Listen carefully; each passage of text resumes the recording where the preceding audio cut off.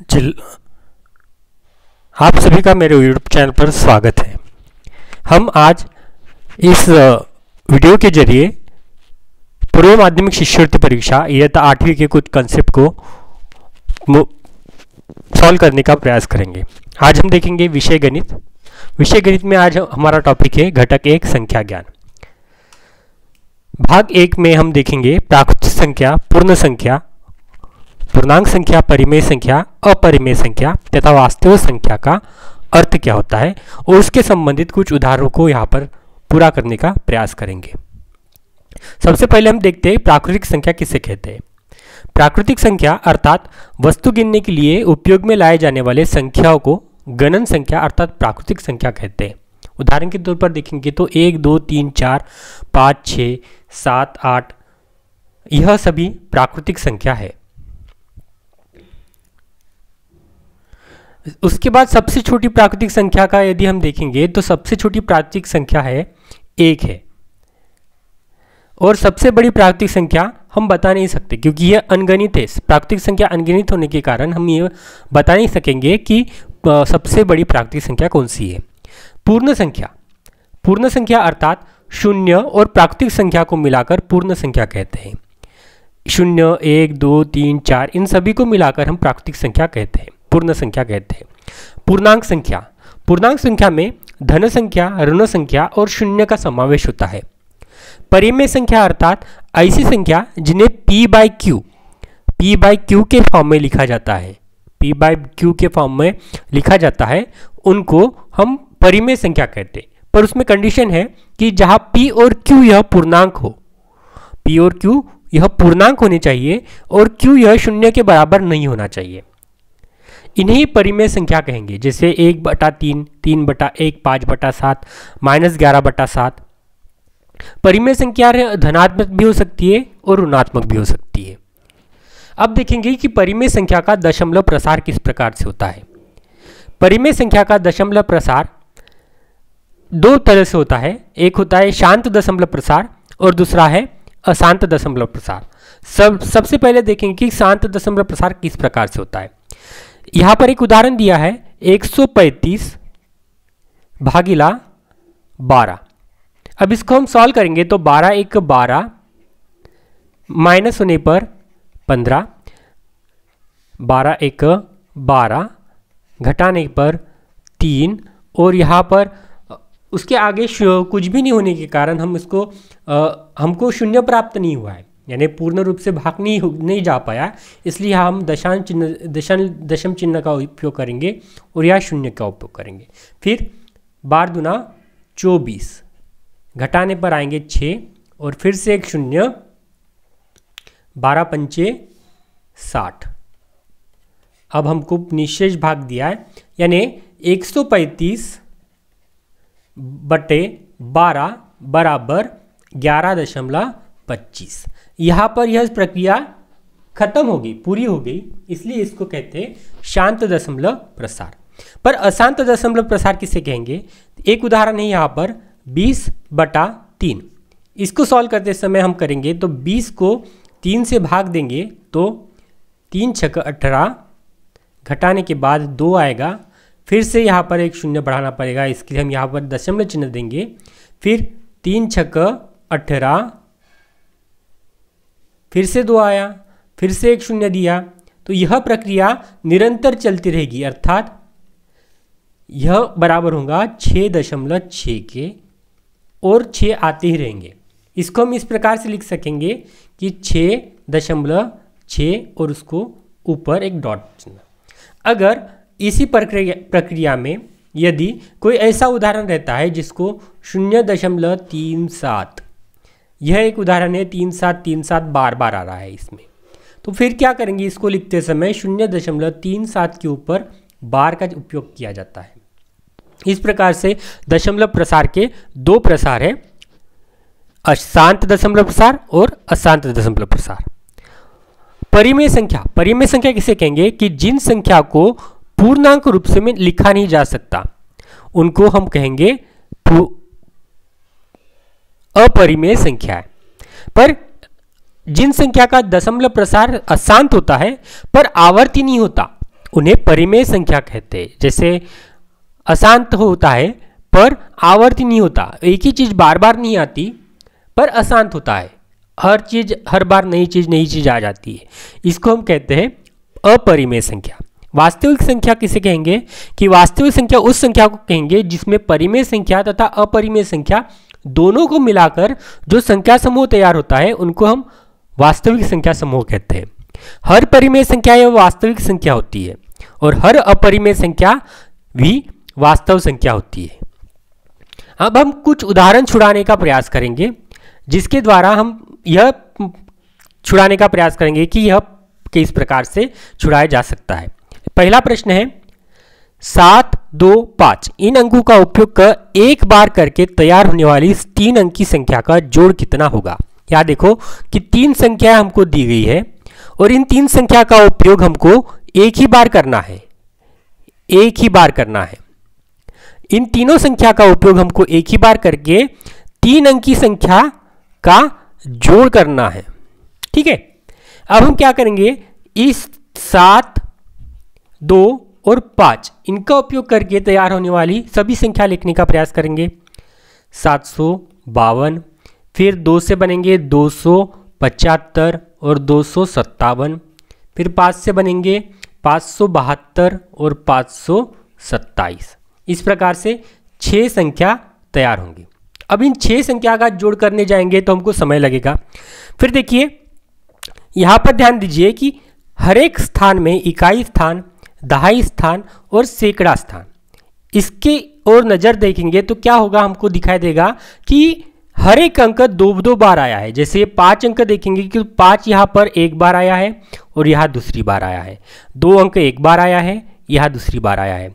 7 अंक एक बार और यहाँ भी एक बार, दूसरी बार, यानी हर एक स्थान पर वह अंक 2-2 बार आया है। अर्थात हम इसको सॉल्व करेंगे कि 2 गुना 7 धन 2 धन 5, इसको सॉल्व करने के पश्चात हमको मिलता है 28। अब यह होगी हमारी इकाई स्थान का जोड़। अब दहाई स्थान का जोड़ कितना होगा, इसी प्रकार से दहाई स्थान का जोड़ होगा 280 और सैकड़ा स्थान का जोड़ होगा 2800। अब इन तीनों संख्या को जोड़ने के पश्चात हमारा उत्तर आएगा 3108, यानी 2 नंबर यह पर्याय है। इसी प्रकार से हम एक छोटी तकनीक का उपयोग करके हम यह उदाहरण छुड़ाने का प्रयास किए। अब देखेंगे कि अगला उदाहरण हम यहाँ पर देखेंगे कि किस प्रकार से छुड़ाएंगे। कि यहाँ पर है 7063, इन संख्याओं का इस्तेमाल एक ही बार करके तैयार होने वाली यहाँ पर 4 अंक की संख्या हमको तैयार करना है। अब 4 अंक की संख्या तैयार करने के लिए वह 4 अंक की सबसे छोटी सम संख्या, यहाँ हमको छोटी सम संख्या। अब सबसे पहले हमको ये जानना होगा कि सम संख्या किसे कहेंगे। सम संख्या किसे कहेंगे कि जिस संख्या के इकाई स्थान पर 0, 2, 4, 6, 8 यह संख्या आती है उसको हम सम संख्या कहेंगे। अब यहाँ पर हमको 0 भी है और 6 भी है, अर्थात हमको ऐसी संख्याएं देखनी पड़ेगी कि जिसकी इकाई स्थान पर 0 या फिर 6 होगा। ऐसी संख्या को हम लिखने का प्रयास करेंगे। अब यहाँ पर लिखने का प्रयास करते समय हमको हमारे पास संख्या आएगी 7036, 7306,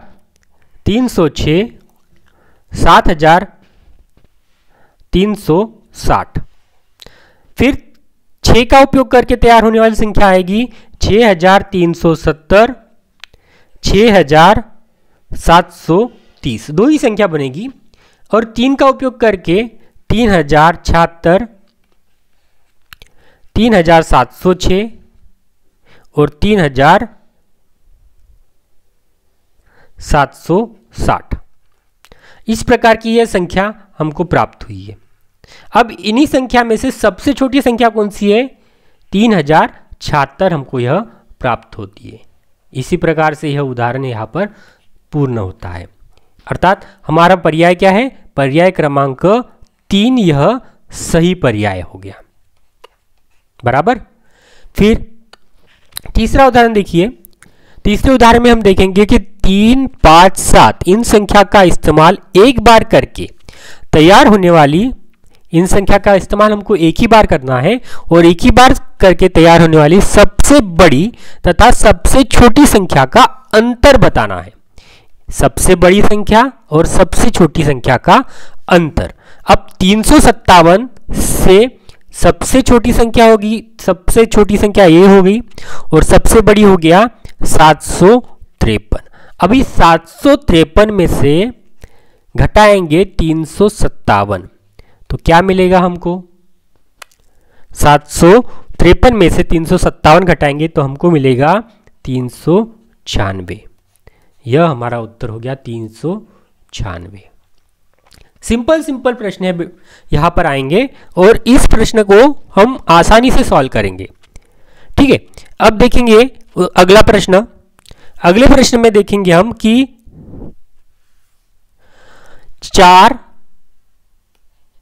स्टार 5 6 स्टार 3, इनमें स्टार के स्थान पर समान अंक है। कौन सा अंक है? एक ही अंक है।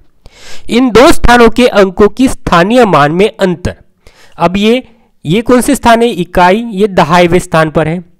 ठीक है, और फिर सैकड़ा, हजार और ये 10,000वें स्थान पर है।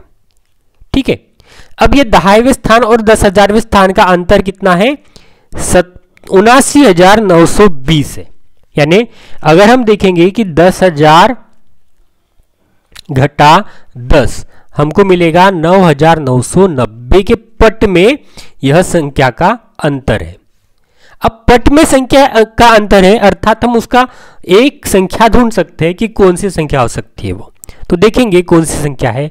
तो ये हम देखेंगे, अगर मानते हैं कि वह संख्या x है तो x बराबर 79,920 बटे 9,990।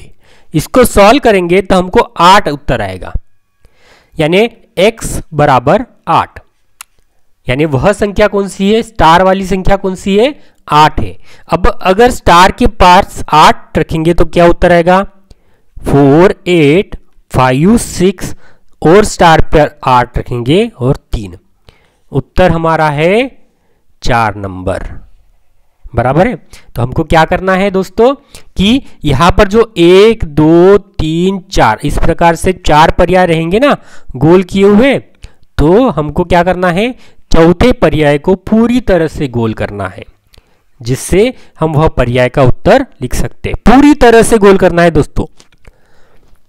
उसके बाद अगला प्रश्न देखेंगे, ऐसी सबसे बड़ी 5 अंकी संख्या कौन सी है? सबसे बड़ी 5 अंकी संख्या कौन सी है जिसमें 8 और 0 अंक नहीं है? क्या नहीं है? 8 और 0 अंक नहीं है। अन्य अंक एक ही बार इस्तेमाल किए हैं। अरे बाकी के अंक जो है वह एक ही बार इस्तेमाल किए हैं। तो हमारे पास कितने अंक हैं? देखिए 1 2 3 4 5 6 7 8 नहीं है। ठीक है, फिर 0 आ गया। ठीक है, अब ये पूरे अंक हमको एक ही बार इस्तेमाल करना है। ठीक है, यह पूरे अंक हमको एक ही बार इस्तेमाल करके सबसे बड़ी 5 अंकी संख्या लिखना है। तो देखिए 9 7 6 5 4 अर्थात 97,654 97,654 यह गलत हो गया बेटा। ये 97,654 यानी एक अंक का यह हो गया सही पर्याय। ठीक है दोस्तों, फिर अगला प्रश्न देखेंगे कि 32,358 तथा 27,489 इन दो संख्या के 8 के स्थानीय मान का अंतर कितना है? हमको क्या बताना है? 8 के स्थानीय मान पर पहले सबसे पहले निकालेंगे कि 8 का स्थानीय मान कितना है। तो 32,358 का स्थानीय मान निकालेंगे 8 का सबसे पहले। तो इसमें 8 का स्थानीय मान कितना है? 8 का स्थानीय मान होगा 0.008। यह हो गया 8 का स्थानीय मान यहाँ पर। और फिर दूसरी संख्या है 27,489। अब इसमें 8 का स्थानीय मान कितना है? 0.08। ठीक है, अब हम क्या करेंगे? इसमें से बड़ी संख्या में से छोटी संख्या घटाएंगे। क्या होगा? हमको प्राप्त होगा देखिए कि 0.08 घटाएंगे 0.008 से, तो यहाँ पर शून्य रखने के बाद कुछ भी नहीं रहेगा, तो यहाँ हमको प्राप्त होगा 0.072, अर्थात 4 नंबर का पर्याय हमारा सही उत्तर होगा। देखिए दोस्तों, आसानी से हम छुड़ा सक रहे हैं उत्तर। ये प्राथमिक संख्याएं हैं। इसके बाद हम काठिन्य पात्र की ओर जाएंगे और काठिन्य पात्र में हम सॉल्व करने का प्रयास करेंगे। अब देखेंगे दूसरी उदाहरण 0.26। इस संख्या का अशांत आवर्ती रूप क्या है? हमको क्या देखना है कि अशांत आवर्ती रूप। अब अशांत आवर्ती रूप किससे कहेंगे? अशांत यानी वो बार बार आता है और आवर्ती यानी एक ही संख्या बार बार आ रही है। अब यहाँ पर देखिए, अगर पहले पर्याय का उत्तर देखेंगे तो यहाँ पर क्या मिलता है हमको कि 0.2.6, अर्थात यहाँ पर दो संख्या बार बार आ रही है, बराबर है। पर यह दो संख्या बार बार आएंगी तो हमारी संख्या की जो कीमत है वह चेंज हो जाएगी। हमको 0.26 की कीमत वही रखना है। तो कौन सी संख्या में रखेगा कि 0.26 के बाद यदि हम एक शून्य लगाएंगे तो पर्याय चेंज होगा क्या? नहीं। फिर से शून्य लगाएंगे, यहां पर एक शून्य बार बार आएगा, अर्थात 0.260 और उसके ऊपर डॉट। कौन सा पर्याय है? यहां पर 3 नंबर का पर्याय हमारा सही पर्याय होगा। अर्थात हमारा उत्तर क्या होगा दोस्तों? हमारा उत्तर होगा 0.260 और 0 के ऊपर डॉट। ठीक है। अब उसके बाद अगला प्रश्न देखेंगे। जिस संख्या के दशमलव रूप अशांत तथा आवर्ती होता है। अब ऐसी संख्या हमको देखना है कि जिसका रूप दशमलव रूप क्या होता है? आवर्ती और अशांत होता है। ऐसी संख्या को क्या कहेंगे हम? जिस संख्या का दशमलव रूप अशांत और आवर्ती होता है उसको क्या कहेंगे हम? उसको कहेंगे, देखिए कि जिस संख्या का दशमलव रूप अशांत होता है उसको हम परिमेय संख्या कहते हैं, बराबर है। ठीक है। पर अशांत और आवर्ती है इसलिए वह परिमेय संख्या है। ठीक है। और परिमेय संख्या यह वास्तव संख्या होती है, हमने देखे परिमेय संख्या यह वास्तव संख्या भी होती है।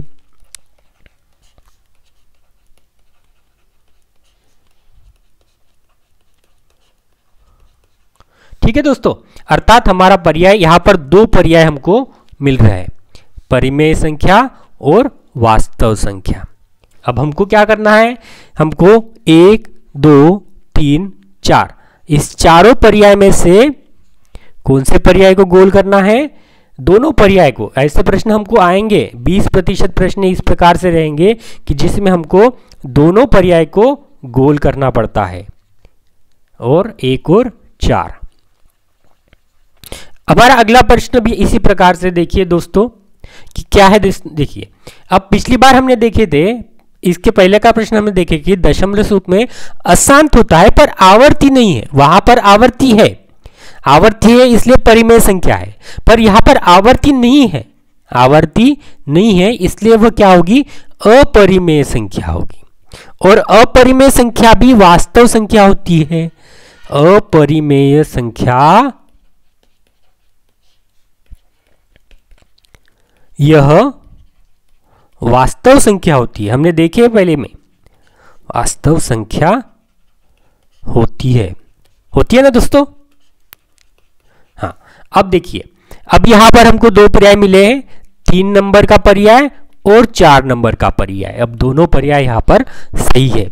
इसी प्रकार से कुछ अन्य उदाहरण भी यहां पर हम देखने का प्रयास करेंगे। अगली बार मिलेंगे हम दोस्तों, तब तक लिए घर में रहिए और सुरक्षित रहिए और हमारे चैनल को सब्सक्राइब कीजिए। धन्यवाद।